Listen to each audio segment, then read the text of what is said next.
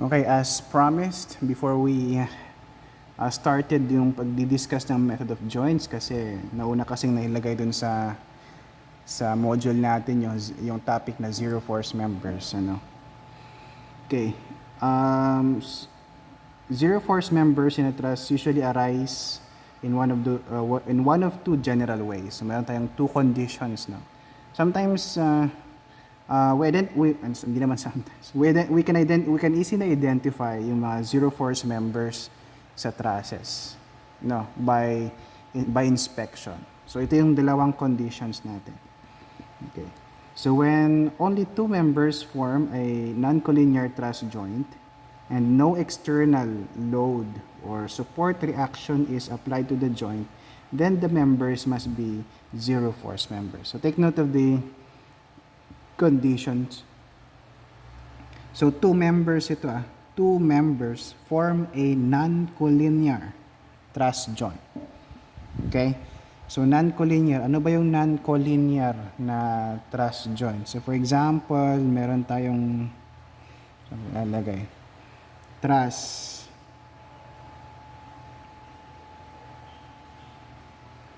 Okay? Meron tayong truss. Ano yung non-collinear dyan? Non-collinear na truss joint. Ito, two members daw na non-collinear. Okay, ito. Kapag collinear, itong member na to, collinear kasi they lie on the same line.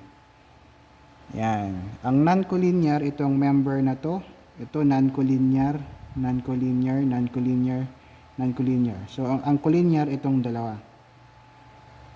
Okay, that's basta yung magkadugtong na member na hindi sila magka-align, those members are non-collinear. Okay? So, when only two members form a non-collinear truss joint and no external load, so walang load daw doon sa joint or support reaction is applied to the joint, then the members must be zero force members. Okay? Ayan. So, ilang condition dyan? Tatlo. Two members na non-collinear, magkadugtong sa iisang joint at walang load sa joint na yon. Ibig sabihin, yung dalawang members na yon ay zero force members. Okay? Second, when three members, this time we have three members, form a truss joint for which two of the members are collinear. Okay. And the third forms an angle with the first two. Then the non-collinear member is a zero force member provided no external force or support reactions applied to that joint. So the two collinear members carry equal loads. Okay? So meron daw, ano bang isang example na example natin. Ayan.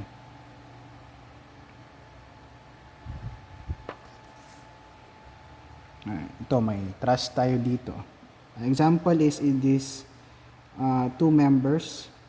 Tapos ito, sabi kasi dito, three members. Ano? Three members form a truss joint for which two members are collinear. So, tatlong members may dugtong sa isang joint, ito, tatlong members yan. At yung dalawa ay collinear. Ito, dalawa mo collinear. And the third forms an angle. So, pwedeng ganyan. Pwedeng right triangle, pero pwedeng namang inclined. Basta it forms an angle. Okay? With the first two, ito. Then, the non-collinear member is a zero force member. Okay? Ito daw ay zero force member provided no external force or support reactions applied to that joint.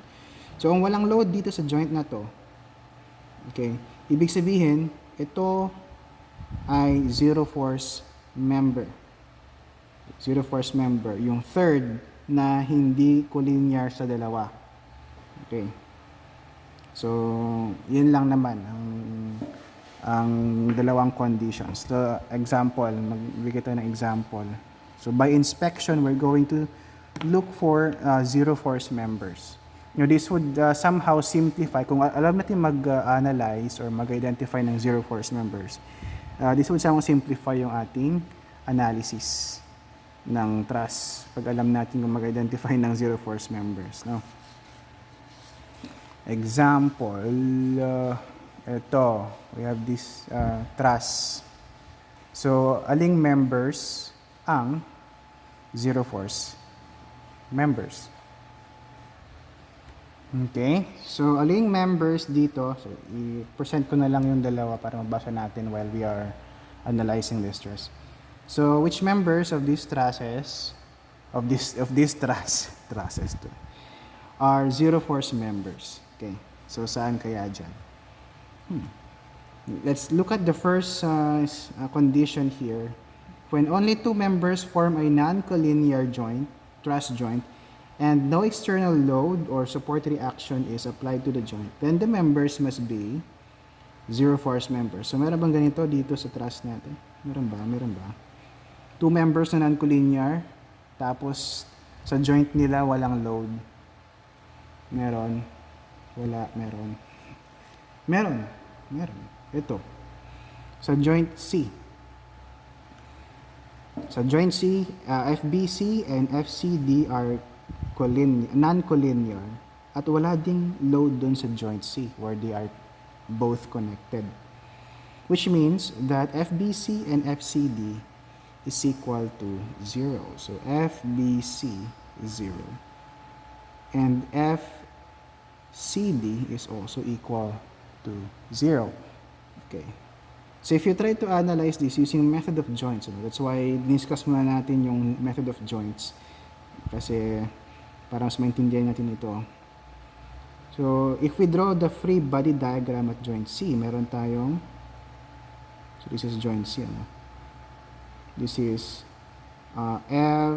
FCD and FBC.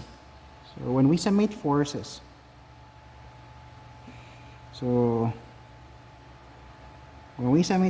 along x-axis 0, obviously FBC is 0 kasi wala namang ibang force dyan involved. And then,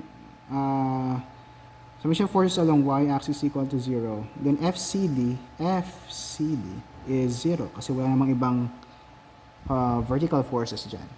Okay. So, ganun. So, without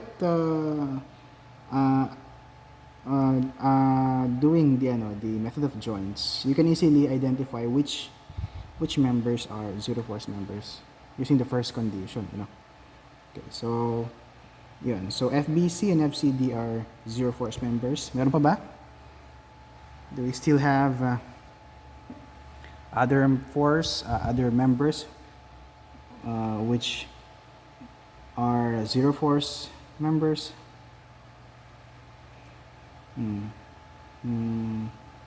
Joint A. So dito, FAB is equal to 0, also equal to 0, and FAE is also equal to 0. It satisfies the first condition, Two members, non-collinear, and at their joint, walang load, which means FAB and FAE is equal to 0. Okay. So, yun. Very, very simple. So, second condition naman, three members na dalawang member ay collinear and the third is not collinear with respect to the two. Tapos, walang external load sa may joint. That means the third member is zero force member. Wala naman dito sa, kasi dito sa joint E, these two members are collinear. Meron tayong third member na hindi collinear, pero may support reaction tayo dyan. So, FBE ay merong value. So, wala na. So, apat ang zero force members natin dito sa truss na ito. Okay? Next example. Okay, let's try this truss. So, saan yung mga zero force members for this truss? Saan kaya? Nasaan yung zero force members natin for this particular truss? So, sa first condition, again, hanapin natin two members, non-collinear, at the joint walang external load or walang support reaction. Saan kaya yun? Joint D. No. So, FCD obviously, based on the first condition, FCD is equal to 0. And FDE is equal to 0.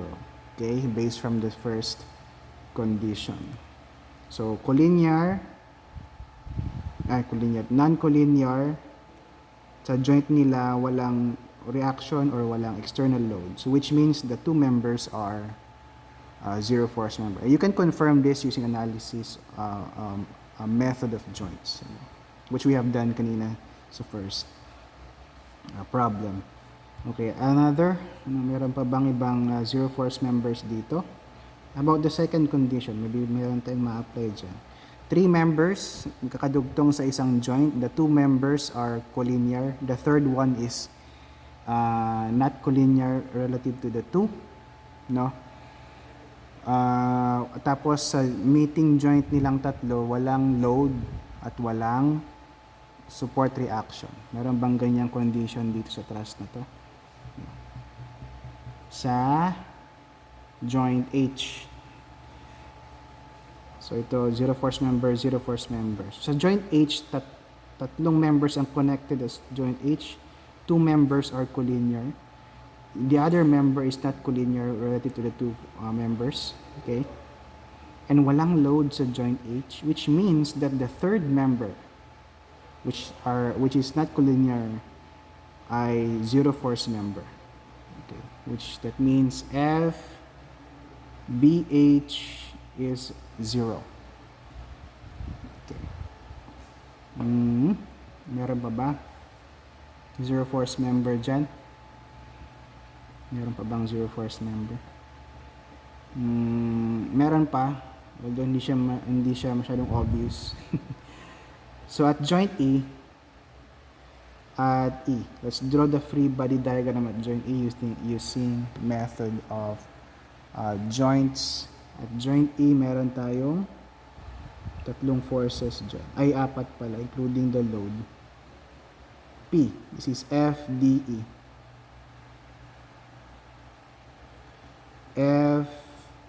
FCE, and FEF. So dito, FDE kanina, nalaman natin na 0 yan. Okay. So that when we summate forces along x-axis equals 0, so FEF minus FEF plus FDE na 0 is equal to 0. So F minus FEF plus 0 equals 0. So obviously FEF is also equal to 0. It's a zero force member. Okay. Although this is the tricky part. No. Ano ba? Meron ba bang zero force member dito?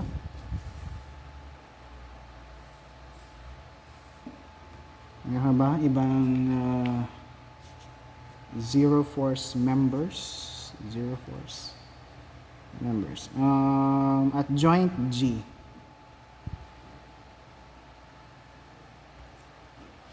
So at joint G, let's draw the free body diagram of the joint G. Meron tayong rocker dito, which means rocker or roller.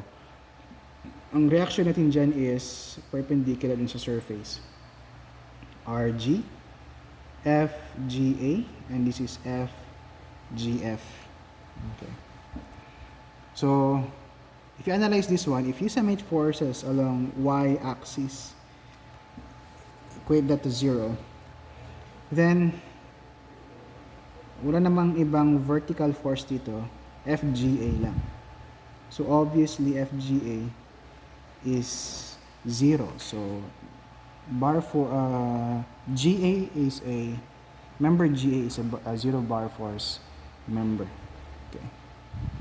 Okay. I think yun lang ang zero force members dito sa example. So, ganun lang mag-identify ng zero force members by inspection. So, you don't need to write this down naman, but if you try to analyze nang naman, this is 0.